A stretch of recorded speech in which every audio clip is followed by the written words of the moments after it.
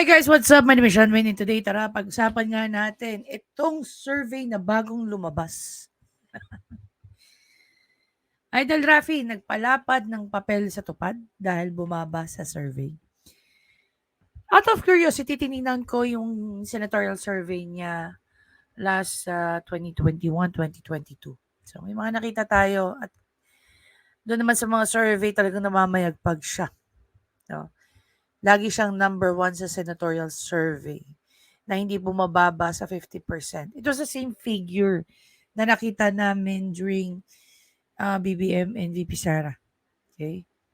Yun yung, syempre, yun yung mga tinitingnan namin survey. Anyway, so, today, pag-uusapan nga natin, no, papakita ko lang na nag-react na dito si Attorney Libayan.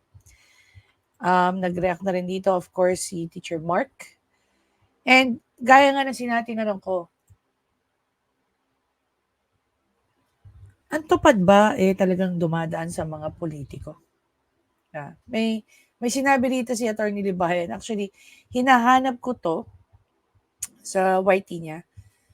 Wala, hindi ko makita. Doon napanood ko na to syempre.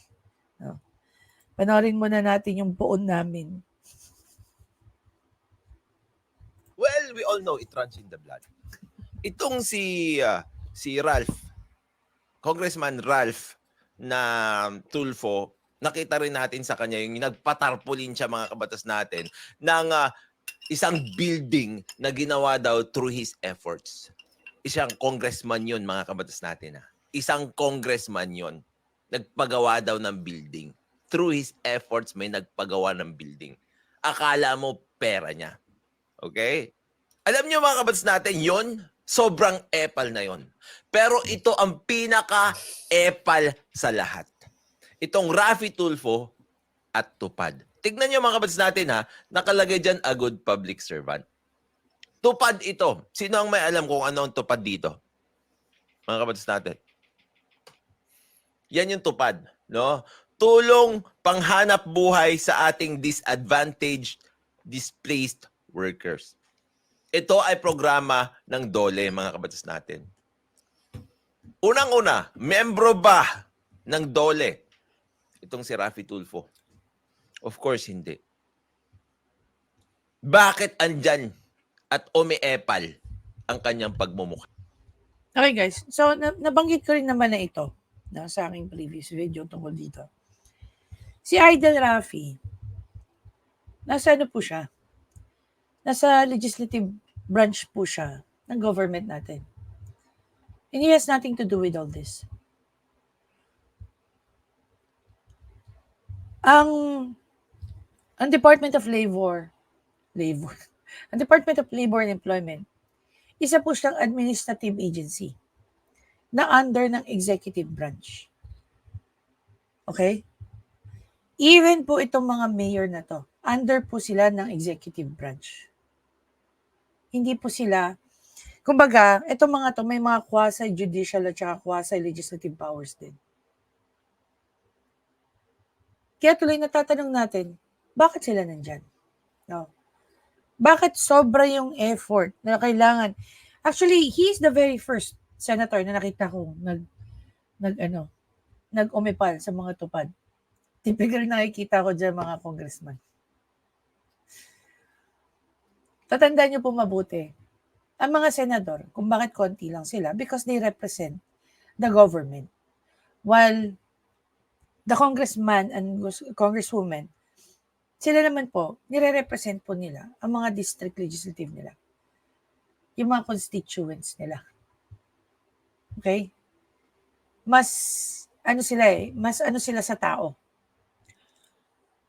So, hindi ko maintindihan kung bakit ang gaya ni Raffy Tulfo, na isang senador, pumapapel sa mga payout. No? Ulitin ko, nabanggit ko na yan.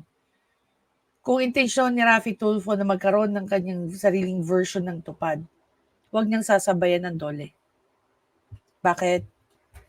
It creates confusion to people. Unang-una, hindi naman si Raffy Tulfo ang pumupondo dyan. Hindi niya personal na pera. Even if he uses his government fund, pondo po yun ng Pilipino. Diba? Pondo po yun ng Pilipino. Ngayon, kung may mga patupad si Raffy Tulfo, coming from his, from his own pocket, he can do his charity work through his foundation, hindi through his office. Gamitin mo, idol, yung foundation mo. 'Di ba? You do charity works, 'di ba? Bakit hindi yun yung gamitin mo? Hindi yung nakikisaw-saw ka sa mga payout ng tupad. Yun lang naman yung gusto natin maintindihan. Bakit siya sumasaw-saw sa payout ng tupad? Di kaya dahil sa result ng survey? 'Di ba?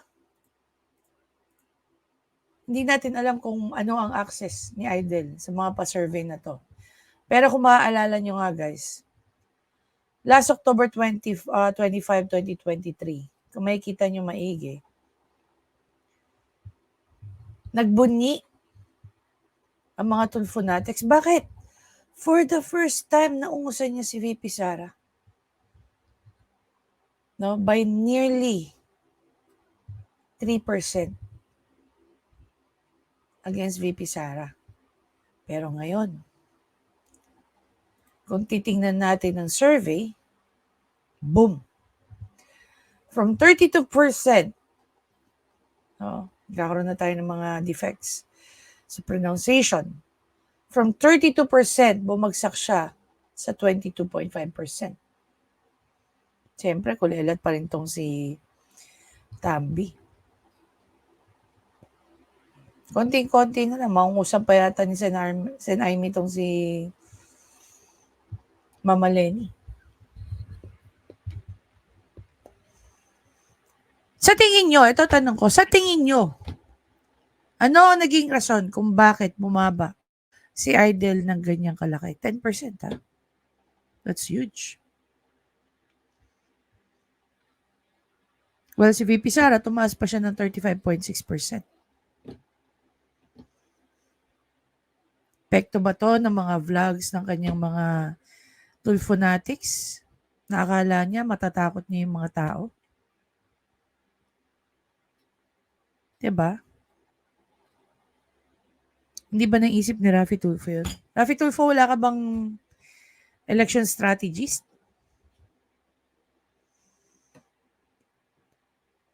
Na yung pag-atake mo rin, syempre sa yung mga kritiko, ginagamit mo yung mga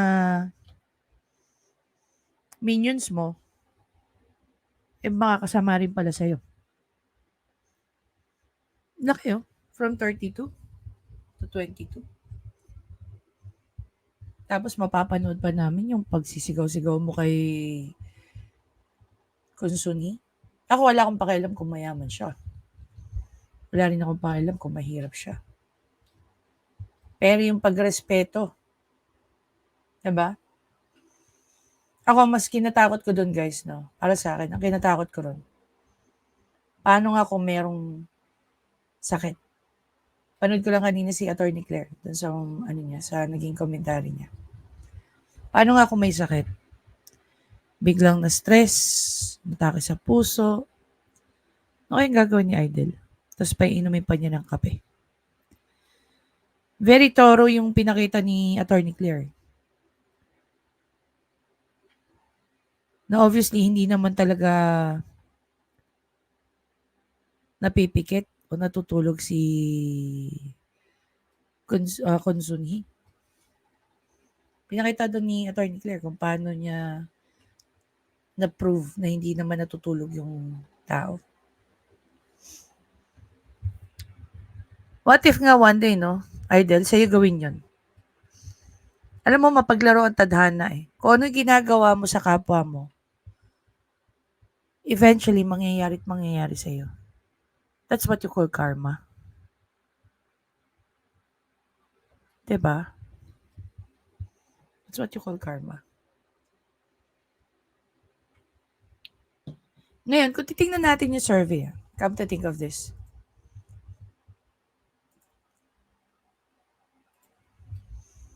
Noong 2022 elections, no? Number 1, grabe, ang laki na ni Idol, no? 66.1%. Samantalang si Robin Padilla, 35.9%. Pero mapaglaro guys ang tadhana eh.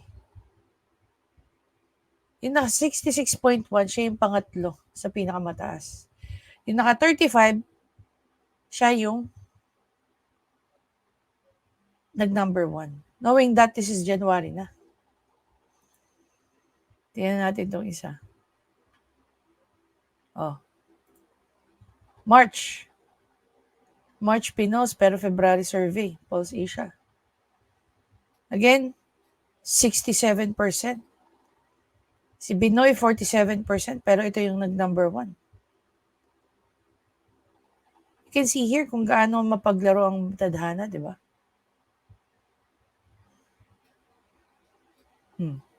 Si Herbert nga, mas mataas pa kay kay Ontiveros at saka kay JV Harris ito, pero yung dalawa nakapasok siya, ligwak eh. Di ba?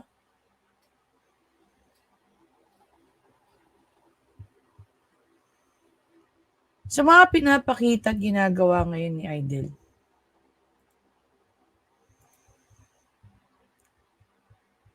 malaki rin ang chance na baka bumaba pa to ng bumaba. Lalo na kung magkaroon ng another player. No?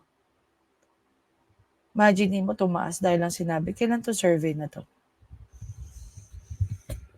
Effect ba to nung sinabi ni VP Sara na tatakbo siya? Sa susunod na eleksyon? Siyempre, kung sasabihin niya sa susunod na eleksyon, she must be referring to 2028. Excuse me. Pero matatapos ang termino niya 2028. Though the next election will gonna happen in 2025, di ba? So we don't know. There are a lot of speculations. There are a lot of, sabihin na lang natin, opinion going here and there. We're not even sure kung saan siya tatakbo. Though while I was in Davao, may matunog na Duterte tatakbo. Kung sino man siya, hindi ko sasabihin. Wait and see. Baka nga hindi mangyari. we are not sure kung ano. But anyway, yun ngayon even before I end this video, siguro one of the biggest questions na gusto kong itanong sa DOLE, bakit nila hinahayaan? Okay, bakit nila hinahayaan yung mga politiko na ginagamit ang DOLE, ang tupad? Diba?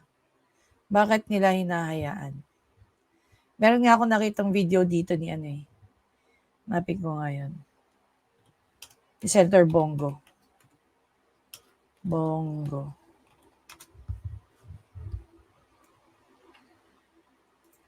May sinabi si Senator Bongo eh.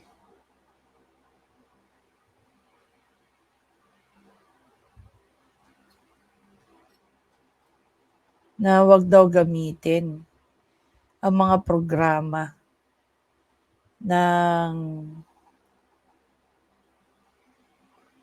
gobyerno para sa pangsariling political interest.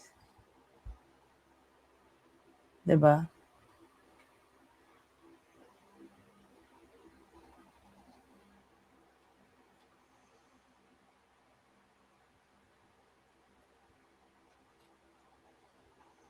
Talaga nagfo-focus yan, si Senator Bongo sa pag-aano ng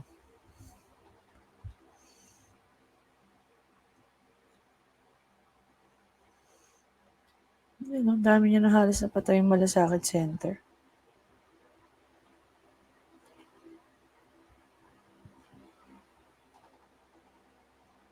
Hindi ko makita yung video ni Senator Bongo. Anyway, ang sinabi lang naman niya doon na sana wag daw gamitin ang mga programa ng gobyerno. No. Para magpasikat, magpalapad ng papel at ng kung ano pa man. 'Di ba? Kung kayo gusto nyo maging philanthropist, go for it. Gamitin niyo yung mga sarili niyong pondo. Huwag na kayong makisawsaw.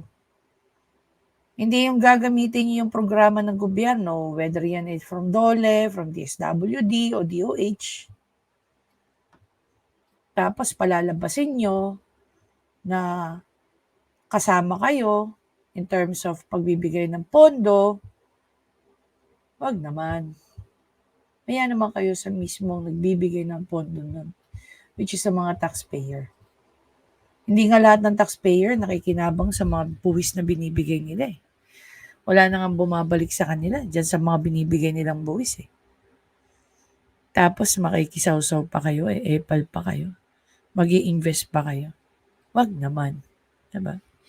Anyway guys, again, maraming salamat sa panonood. Please don't forget to subscribe, like, and comment. I-share nyo na rin yung thoughts nyo. Sa tingin nyo ba? Naka-apekto ba yung mga pinagagawa ng vloggers ni Raffy Tulfo? Kung bakit dumausdos ng ganyan na survey niya? Sa tingin nyo ba, naka-apekto ba yung pagiging Mr. Grandstanding ni Idol? O ano sa tingin nyo naging reason bakit dumausdos ng ganyan yung kanyang survey? Anyway guys, I'll see you in the next video. By the way guys, yung end nung may mga pinopromote po akong mga channel. Doon po sa mga hindi po nakaka-subscribe sa mga channel na yun, feel free po. Every end po ng video, may mga hina-highlight po akong mga YouTube channel, mga kasama natin dito sa Kaarmado, Kabatas, Kayubi, Katambay, at kung sino-sino pa. Supportahan po natin sila. Maraming salamat.